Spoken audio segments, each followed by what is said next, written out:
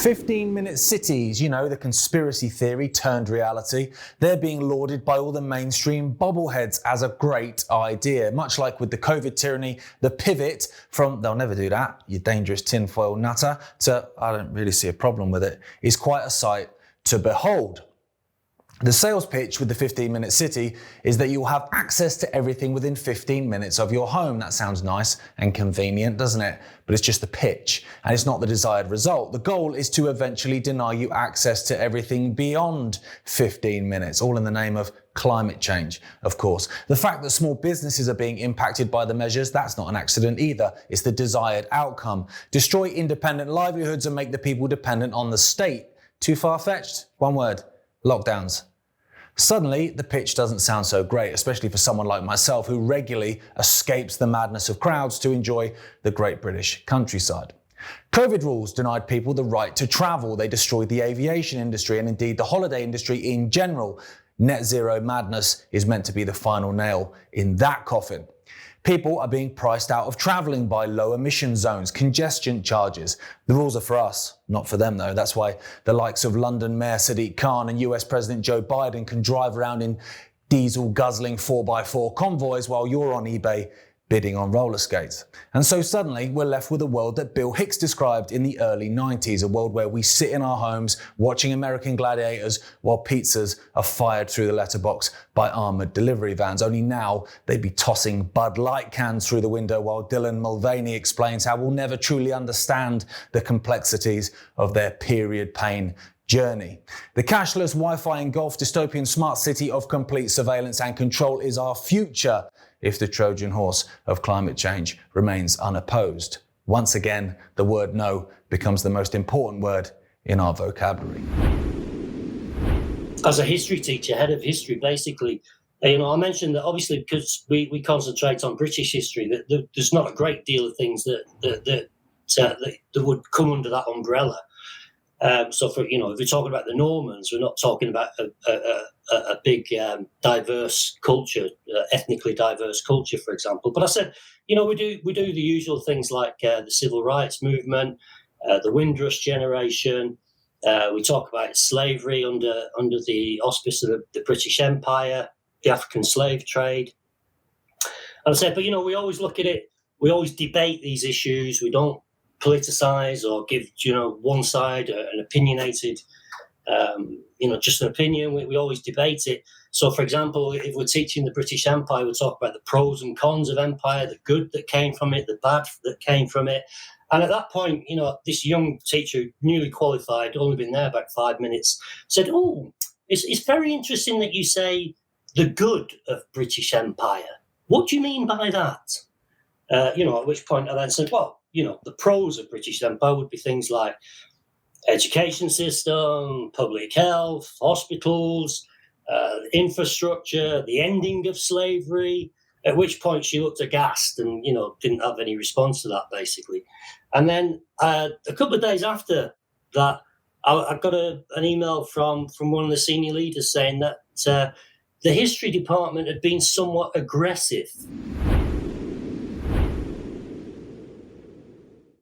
One of the things I noticed when I was there the first time round, back in the 80s, was we had to be very careful as English students in Moscow. You couldn't have open conversations about politics in the street.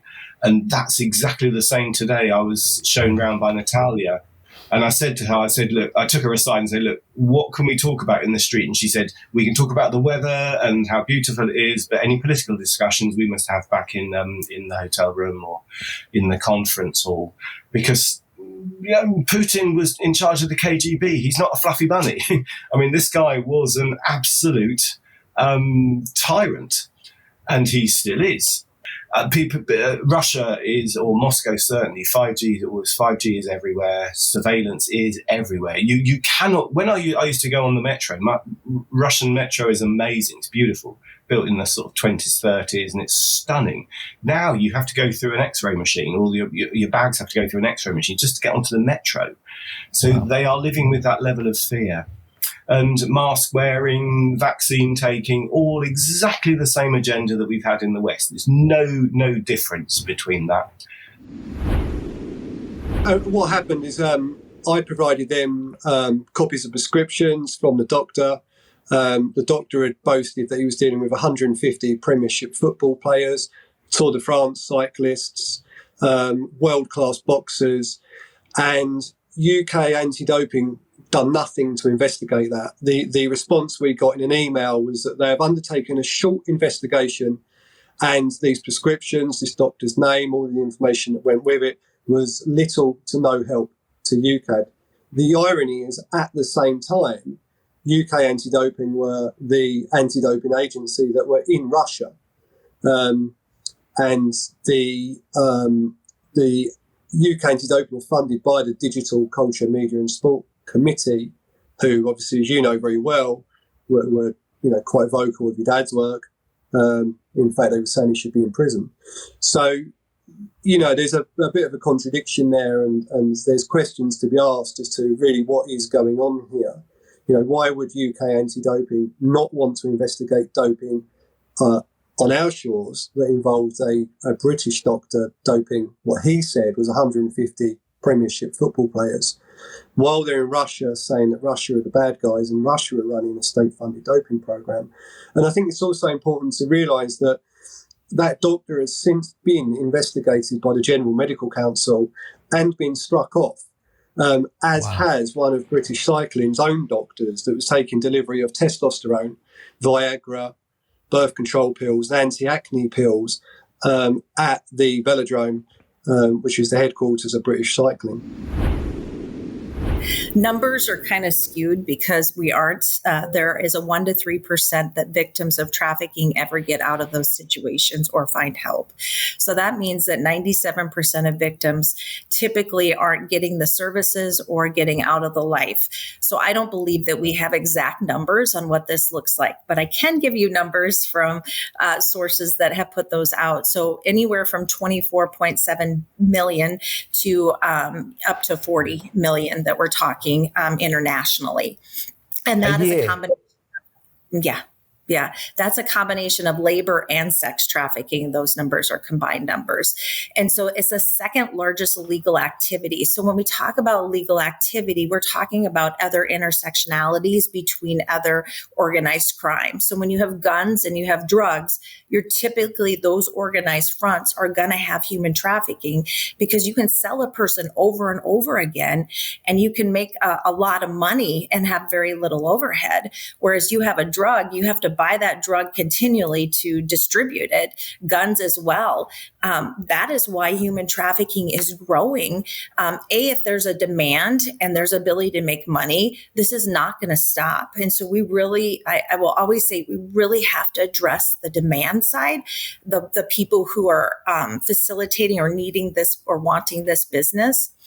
The buyers, because if we have more buyers, and we're seeing with COVID that increase of pornography, increase of sexual activity, and 246% increase online that happened just from COVID. And so now this is a new way for traffickers to facilitate this. And even during COVID, they were offering free online access to pornography. And so then that begins that grooming cycle for the demand side. You want more. You're always fantasizing for more. And it's so accessible to our kids right now, that pornography piece. So we're creating these dynamics within our communities that are saying that this is okay. And it almost devaluizes human life. Now, when the lockdown files containing thousands of WhatsApp messages to and from the former Health Secretary Matt Hancock were leaked to the Daily Telegraph, it had a distinct whiff of a limited hangout. I vocalised that at the time. It felt somewhat staged. Now, it laid the blame at Hancock's door, but stopped short of the real depths to which the UK government sank. Releasing the fact that he said he wanted to scare the pants off the public was revealing enough to placate a few angry anti-lockdowners and caused a few narcissists from the other side of the fence to jump across as they felt the narrative slipping away from them. But it's just the tip of the iceberg. No one will face criminal charges like they would if the lockdown files revealed state-sponsored murder. which is why they would never have been allowed to.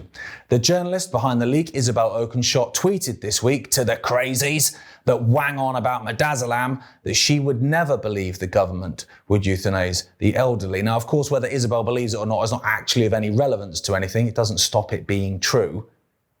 It's of no great surprise that the journalist used in the Limited Hangout is now upholding the walls of the Limited Hangout, but it is interesting that she refuses to accept the government and Matt Hancock are guilty of such a crime, and even says there's nothing about midazolam in the WhatsApp messages. She uses that as some kind of proof.